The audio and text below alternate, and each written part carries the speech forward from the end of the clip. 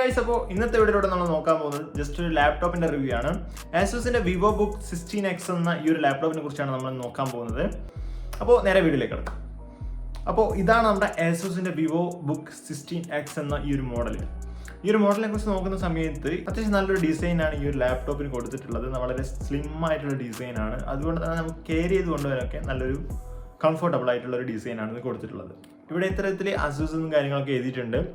Just നമുക്കിതൊന്ന് open ചെയ്യാം. Open ചെയ്യുന്ന സമയത്ത് നിങ്ങൾക്ക് കാണാം അത്യാവശ്യം നല്ല രീതിയിലുള്ള ഒരു ഡിസൈനാണ് കൊടുത്തിട്ടുള്ളത്. മേലെ സൈഡിൽ നമുക്ക് ബ്ലാക്ക് ബോർഡർ കൊടുത്തിട്ടുണ്ട്. പിന്നീട് ഇതിന്റെ ട്രാക്ക് പാഡിൽ നോക്കുന്ന സമയത്ത് വളരെ നല്ലൊരു ട്രാക്ക് പാഡാണ് കൊടുത്തിട്ടുള്ളത്. വളരെ വൈഡ് ആയിട്ടുള്ള ഒരു ട്രാക്ക് പാഡ് കൊടുത്തിട്ടുണ്ട്. ട്രാക്ക് പാഡ് തന്നെയാണ് ഫിംഗർ പ്രിന്റ് ഓപ്ഷനും കൂടി കൊടുത്തിട്ടുള്ളത്. വളരെ ഫാസ്റ്റ് ആയിട്ട് തന്നെ ഫിംഗർ പ്രിന്റ് വർക്ക് ആവുന്നുണ്ട്. ഇപ്പോൾ നോക്കുന്ന സമയത്ത് നിങ്ങൾക്ക് കാണാം ബാക്ക് ലൈറ്റ് കീബോർഡാണ് വരുന്നത്. ഇതിന്റെ ഡിസ്പ്ലേ കുറിച്ച് നോക്കുന്ന സമയത്ത് 16 ഇഞ്ചിന്റെ ഡിസ്പ്ലേ ആണ് കൊടുത്തിട്ടുള്ളത്. ഇതിൽ നമുക്ക് റിഫ്രഷ് റേറ്റ് കൊടുത്തിട്ടുള്ളത് 16 ഹെഡ്സിന്റെ റിഫ്രഷ് റേറ്റും കൊടുത്തിട്ടുണ്ട്. അത്യാവശ്യം നല്ലൊരു ഡിസ്പ്ലേ ആണ്. നല്ല ഫുൾ HD ഡിസ്പ്ലേ ആണ് കൊടുത്തിട്ടുള്ളത്. നല്ല രീതിയിലുള്ള ഒരു കളറും കാര്യങ്ങളൊക്കെ ലഭിക്കുന്നുണ്ട് ഡിസ്പ്ലേയിൽ. 720p റെസൊല്യൂഷനിൽ വരുന്ന ഒരു വെബ് ക്യാമറയാണ് കൊടുത്തിട്ടുള്ളത്. ഇതിന്റെ ഇപ്പുറത്തായിട്ട് നമുക്കൊരു പ്രൈവസി ഷട്ടർ കൊടുത്തിട്ടുണ്ട്. നമുക്ക് ക്യാമറ ആവശ്യമില്ലാത്ത സമയത്ത് ക്ലോസ് ചെയ്ത് വെക്കാനുള്ള ഒരു പ്രൈവസി ഷട്ടർ ഇവിടെ കൊടുത്തിട്ടുണ്ട്.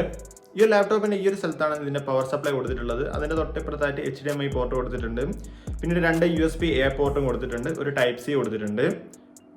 അതിന്റെ ഇപ്പുറത്തായിട്ട് നമുക്കൊരു ഹെഡ്ഫോൺ ജാക്കിനുള്ള ഓപ്ഷനും കൂടി കൊടുത്തിട്ടുണ്ട്.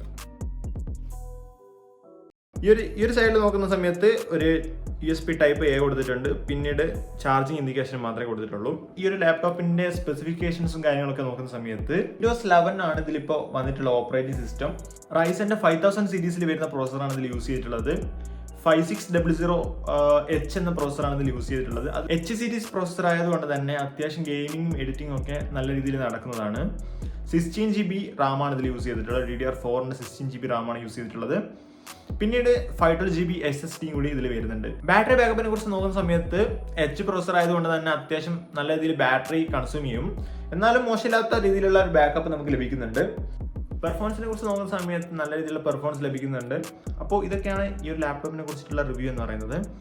അപ്പോൾ ഈ ഒരു വീഡിയോ ഇഷ്ടപ്പെട്ടിട്ടുണ്ടെങ്കിൽ ഉടൻ തന്നെ ഈ ഒരു ചാനൽ ലൈക്ക് ചെയ്യുക, ഷെയർ ചെയ്യുക, സബ്സ്ക്രൈബ് ചെയ്യുക.